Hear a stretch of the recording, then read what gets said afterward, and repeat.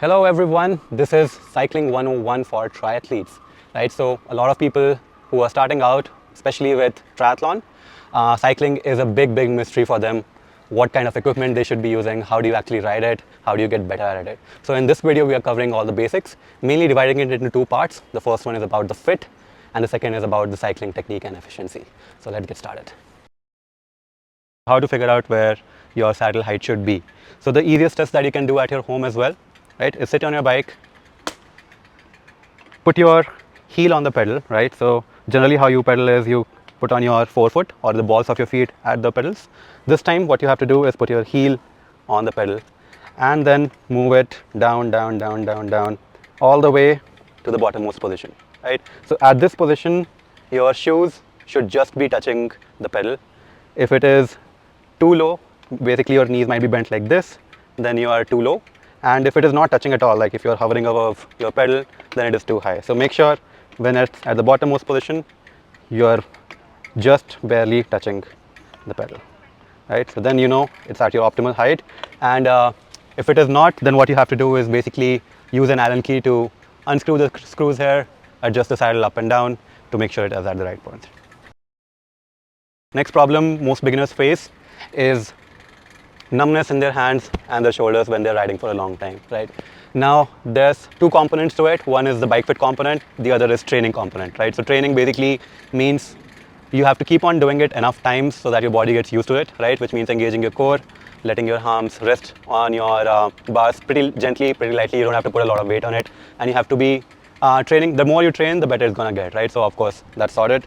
But when it comes to bike fit, right, a lot of people have the position of the handlebars wrong, because generally what comes with stock cycles is not the right thing for you, right? So what you have to do is figure out whether it's the right length for you or not. If you are sitting on your bike, on your saddle comfortably, and you have to literally like stretch out like this to hold your handlebars, then it's a bit too far, right? It means it needs to be closer to your body. So if when I sit on my saddle comfortably, like you can see a slack in my elbows, right?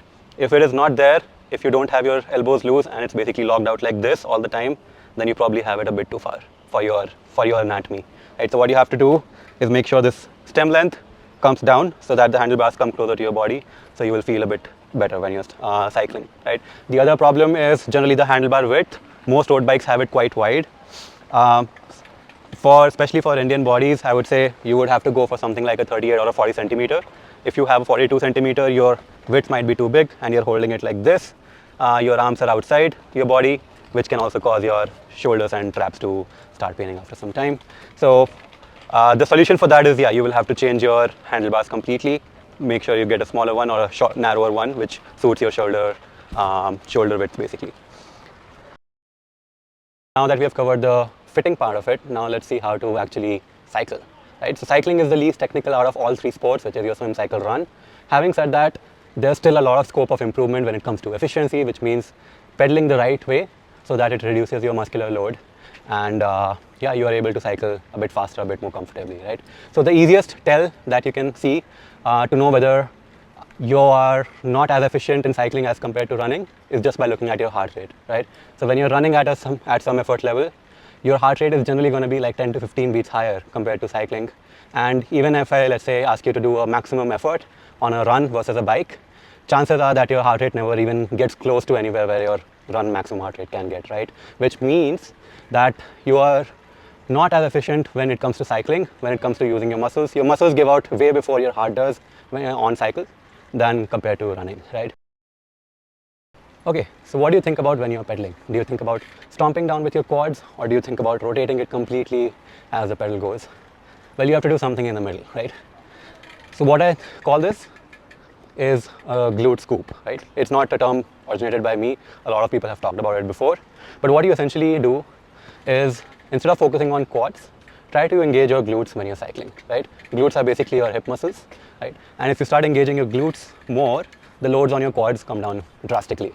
Now, most people, when they're trying to cycle fast, or when I ask them to cycle fast, the first thing that happens, which causes fatigue, is your quads burning, that having that sensation in your quads. And that's the reason why you stop, right?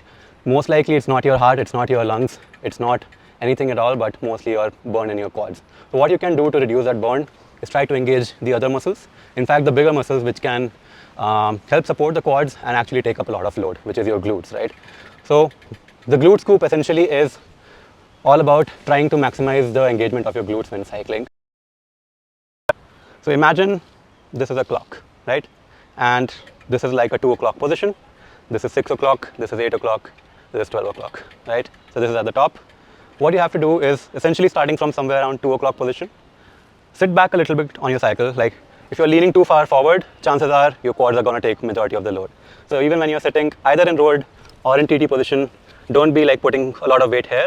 Like roll back a little bit so that the majority of the weight comes on the saddle, right? And then you can actually start engaging your glutes. So somewhere around your 2 o'clock position, what you need to do is start pushing down until this part using your glutes. So imagine how you scoop an ice cream, right? It's like scoop.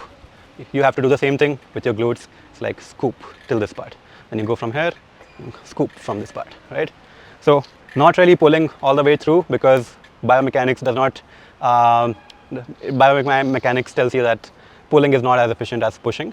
So what you can do is maximize the thing that you can get from your push down using your glutes and your quads, right? So start from your 2 o'clock position, push down until your 8 o'clock position, and then keep doing it from either side, right?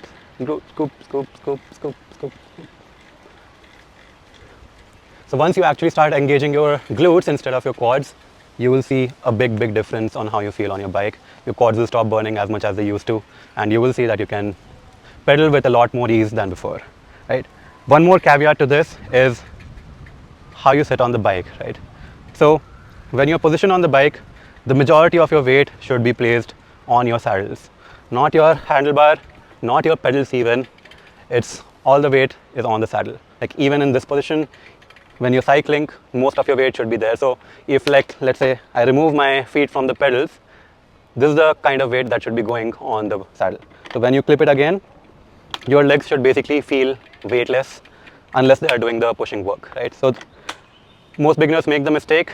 A lot of weight is on both the legs. So when you are pushing down with one, the weight of the other leg is actually counteracting the weight of the force of the pushing leg, right? So in a sense, you are just increasing the resistance to your own action. How to undo that is put all the weight on your saddle so that when you're pushing down, this weight is basically unweighted. This leg is, basically unweighted, right? So all the force that you produce goes into propelling you forward and not fighting against yourself, right? So sit on your saddle comfortably, let your legs be loose, let your legs be free. That will also make sure that your quads are not getting super tight all the time, and then use your glutes to do the scooping. Okay, so this is the main principle behind cycling efficiently. Now let's quickly move on to the TT position, which a lot of people might be riding on when it comes to half Ironmans and full Ironmans, right? So this is applicable to both your road aerobars or your TT bike, depending on what you have. The main thing I would want to talk about here is how you are seated on the bike. Again, bike fitting is the most important thing you can get done when it comes to fixing your aerobars and figuring out what the right placement of it should be. Are your elbows too far forward or are they too far back? How high or low it is. Speak to a bike fitter to make sure you're in the right position.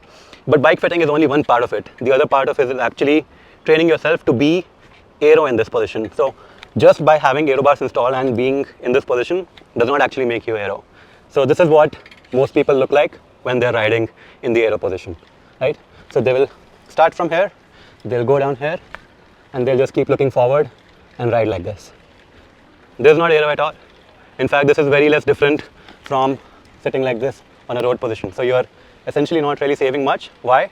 Because your head is the biggest part which is coming out of your body. It's sticking out of your body streamline and causing a lot of drag, right? So just by having aero bars, it doesn't really make you aero. So if you're sitting like this and looking at the road, not aero at all. So what you have to figure out and practice in your training is to tuck your head inside like this, so it stays in line with your shoulders as much as possible. So this does not mean that you have to look down like this. You can still look up. So you have to roll your eyes up. You cannot be like looking down. You have to roll your eyes up to be able to see the road. But then you also have to keep your head tucked between your shoulders, right? So this is how you ride in an aero position. So practice this, not this.